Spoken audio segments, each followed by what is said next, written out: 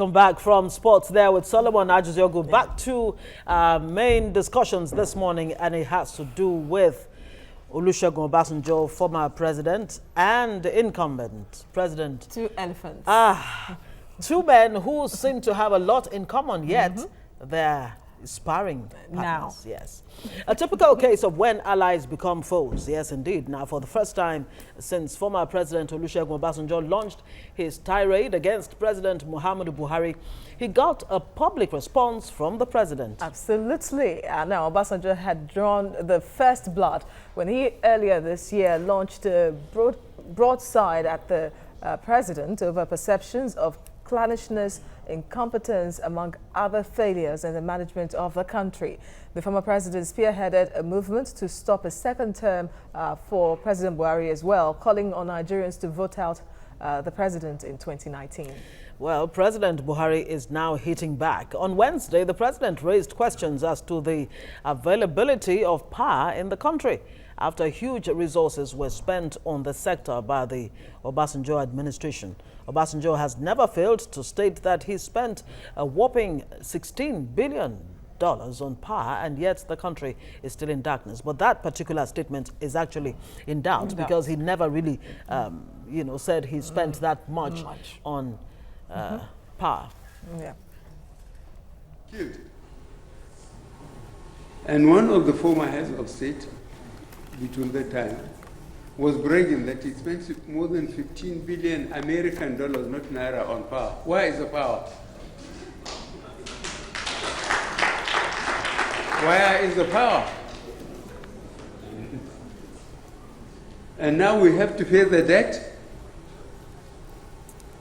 And this year's and last year's budget I took to the National Assembly was the highest in capital projects, more than 1.3 trillion naira.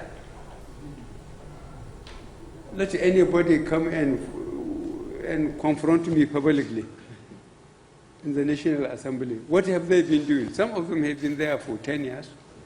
What have they been doing?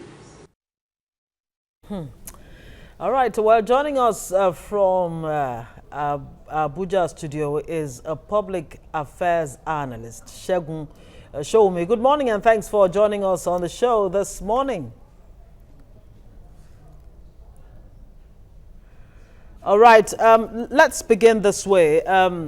Look, these two men, some analysts are already saying have so much in common. Former generals, former heads of state, military heads of state.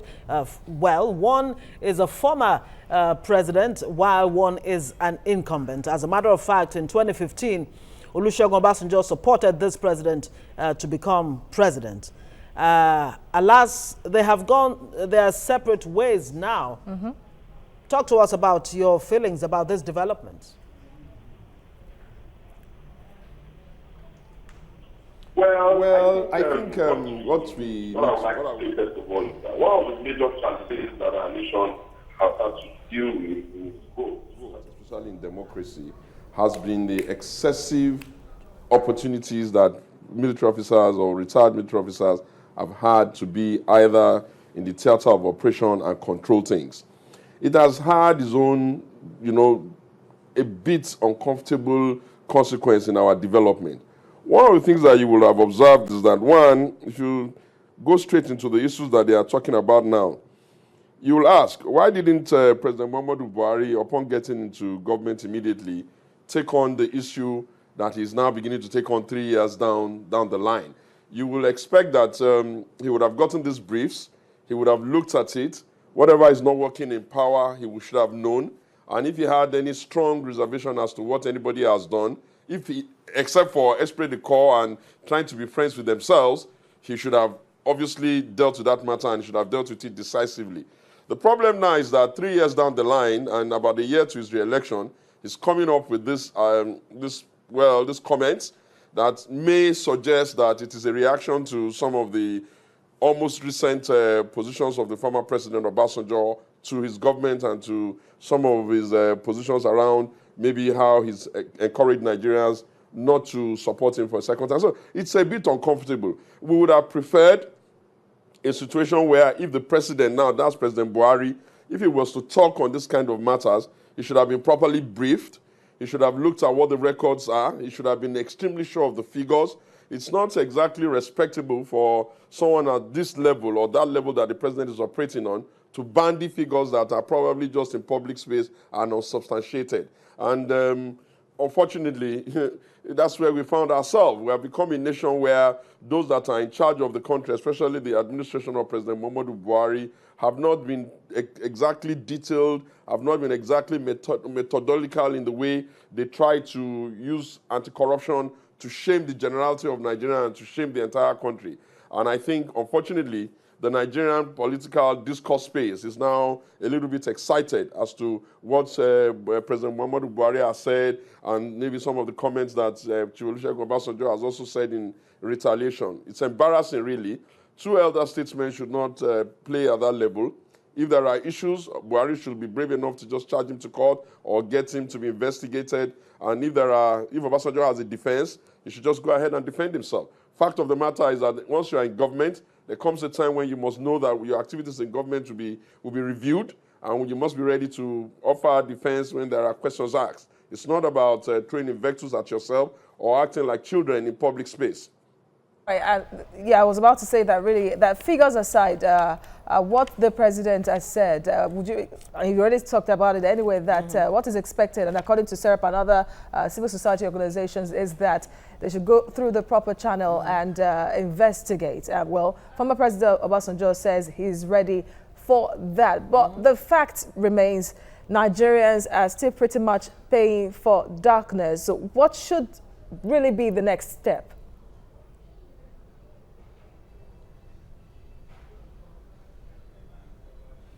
I think the president must know that one of the consequences or the responsibility that that high office puts on him is that he has to be very, very guarded in his comments. Once he makes a comment, there's no joking about the comments of a president. It's either supposed to be the directive principle of state or where he wishes to go or what he wishes to worry about or where he wants people to see himself and his government going.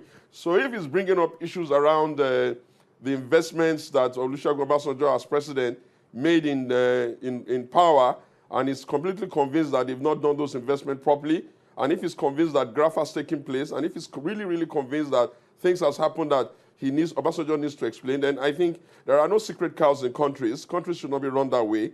He should be, he knows what to do. He should go ahead and do that. The only thing is that we fear that the Buhari administration has worked itself into a bit of a cul-de-sac, and a cul-de-sac in the sense that in the last 3 years, what we have seen is going after people that seem to have an opinion that does not go with the position of the government or the presidency.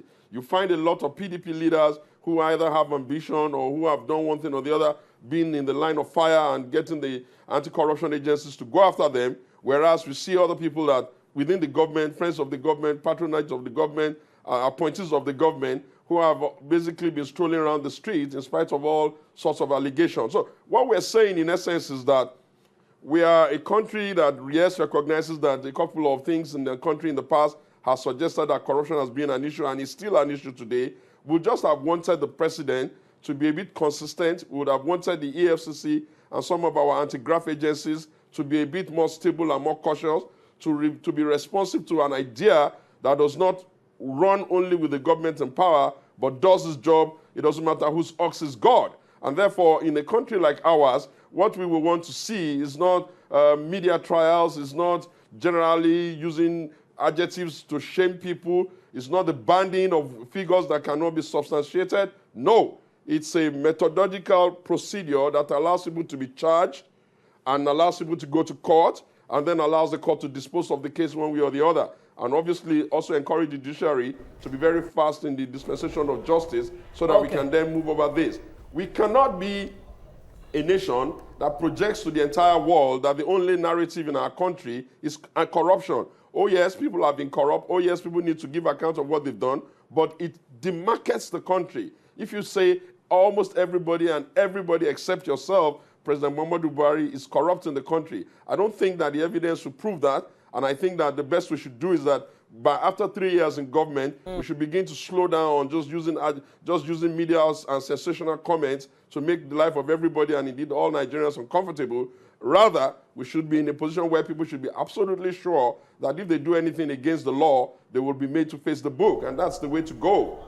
Does this statement from President Buhari offer former President Olusegun Obasanjo an opportunity to give an account of his stewardship when he was at the helm of affairs for 8 years, including this issue of power, whether it's $16 billion that was spent or $6 billion, as it were, according to him? He was cleared by the EFCC, cleared by the National Assembly. And as a matter of fact, he has explained that in his book, My Watch, and he has stated the pages where you can actually go and find out page 41, 42, 43, and 47. Should Obasanjo begin to give us an account of his stewardship now?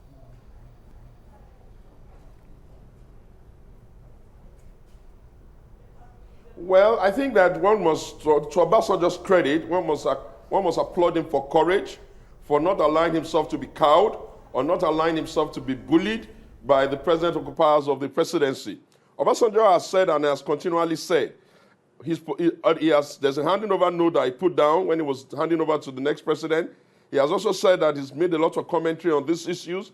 He has also posited that he's been before the EFCC, or at least in some kind of a reply, and he's also gone before the House, I think it was the Tambuwal House then, on this same matter. And Obasanjo has said he's not afraid of probe. So I don't see why Obasanjo should now begin to just talk about on these matters. If anybody has an issue with President Obasanjo on his stewardship, either on the power sector or on any other sector that has to do with his activities while he was in president of the country, you'll expect them to obviously invite him because he's now a private citizen and he knows that he has to give account if he's asked to give account, but it has to be done in a civil manner. We cannot allow the whole nation to begin to fray and to begin to quake and to begin to get tired or to begin to get wearied down because the people that are in charge of the country now have decided that they want to run a Gestapo nation and almost bring us into a fascism. We wouldn't be happy to see that. We will want a situation where things are done well. We will want a situation where things are done properly. We will want a situation where things are done in such a way that there are no secret cows. You can't have a nation you can't have a president that says that he wants to run on anti-corruption, and then all you see is that he's going after perceived opponents, people who have opinions that are not exactly with him, people that are in the main opposition party, and all of that. It doesn't really look well. And you know what? So when you now imagine that even the Transparency International recent survey and evaluation or peer reviews has not even said that Nigeria has done well in terms of the anti-corruption drive, I think that the federal government needs to do a rethink. They need to pull the braces on, and they need to understand that in a democracy, everybody is not going to exactly agree with you. Liberalization of the political space means that people can have opinions that differ to yours, and that people can put their opinions forward, and that you may not like all the opinion. Your reaction cannot always be you're going to start shaming people with anti-corruption allegations that are mostly unsubstantiated, or you're going to start using the apparatus of government to make life maybe a little bit uncomfortable for people. So that's not how to run a democracy, and we're absolutely sure that that is not the correct way to go. So in essence, you're saying that this is just a political strategy being used by the president. How would you feel if after coming out to say this, nothing would be done? And maybe no committee will be set up or no investigation by the EFCC?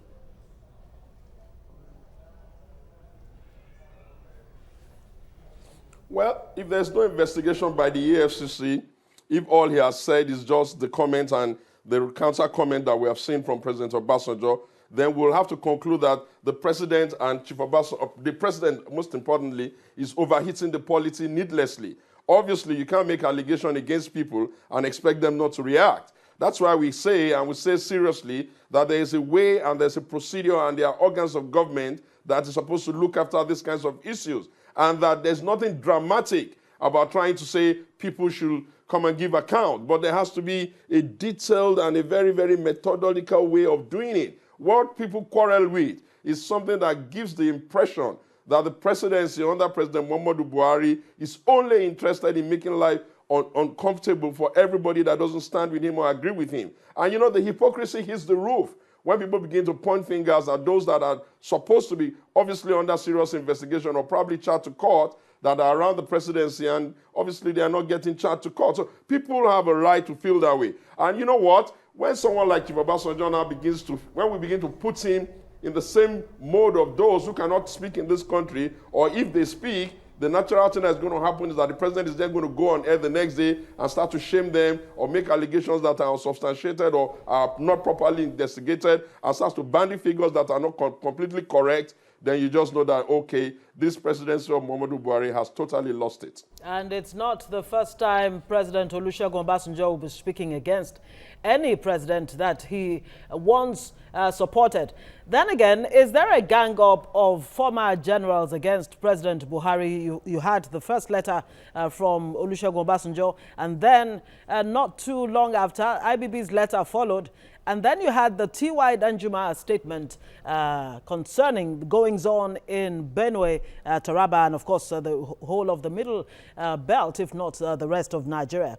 What exactly do you think is the end game here? Of course, they have come out to say Buhari don't run in 2019.